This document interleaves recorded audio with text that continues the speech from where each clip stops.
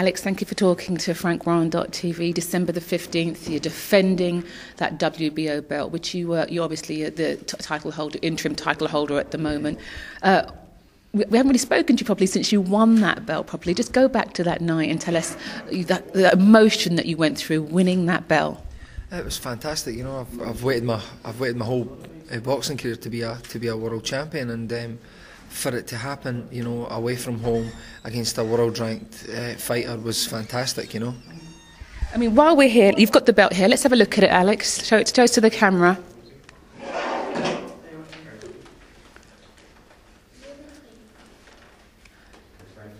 It is a beautiful thing, isn't it? Tell us honestly, how long did you sit around just looking at that for a long while? Yeah, I did. I must admit, I remember in the press conference down in Cardiff when it was out on display in the middle of the table because it was for the vacant championship, and I remember the like just looking at it, especially the back of it, the little sign that says world champion, and I can recall the trainer of Koba Gogaladze touching the belt.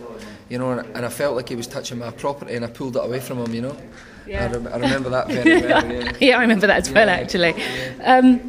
Well, December the 15th, you got somebody else trying to take away your belt, and that's Stephen Foster Jr. He's been a champion himself, WBO champion, maybe at a different weight, but the man still knows how to win. Oh, yeah. Yeah, I mean, how much of a challenge is it going to be? It's going to be a great challenge because, you know, he's coming up a weight category. You know, he's going to be determined to come and take my title in front of my fans. You know, but I've worked too long and hard to give it away. You know, he's going to come here with, you know, an unbelievable game plan and a great task to offer me, because I'm just not going to give it up. You talk about in front of your home fans, and I know obviously it's very special for you. You won it away from home, and this is the first time they're going to get to see almost their champion coming home and fighting again. You know, what do you think the turnout's going to be there on the night, December the 15th? I think it's going to be tremendous. You know, I think the place is going to be jam-packed. You know, I think that the fans are going to come out to see the first world champion that Edinburgh has had in, I think, 30 years. You know, since Ken Buchanan, the great Ken Buchanan. And it's a lot of shoes to fill, but I feel that I've got the capabilities to do that, definitely.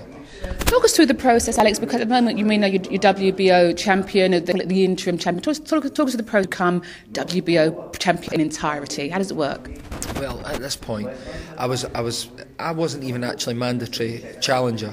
The mandatory challenger was Koba Gogaladze, and Joanne Guzman's people never put a purse bid in. They refused to fight him, and then his hand broke. But they're letting him have a fight for his title now that he's recovered. So I took on his mandatory challenger and I beat him. So the title came to me in the interim. So basically what's got to happen now is that Joanne Guzman has to make a defence on the 17th of November against Humberto Soto in America. And then after that, you know, Joanne Guzman either has to fight me within 180 days of my fight, or he has to vacate the championship. And did to you, which would you like to get in the ring and fight the so-called WBO champion hasn't got the belt at the moment, or vacate? If you had a choice, what would you really like to do? Well, at this point, it really doesn't make much difference to me. You know, I want to be the full champion necessary.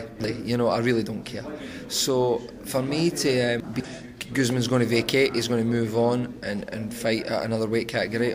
I guess I've fought his mandatory challenger. You know, so I deserve the title, obviously. If I have to fight him and win it from him, then so be it. And finally, Alex, a word for your fans. You've had the 3 belts, the Common European, and now you've got the WBO. Just a word for you all the way along, and watch their champion at home. Well, I think it's a special occasion because, so, you know, the football teams don't get on so great here. You know, let's get behind the world champion and support him, you know. Thanks, Alex. No problem, thanks.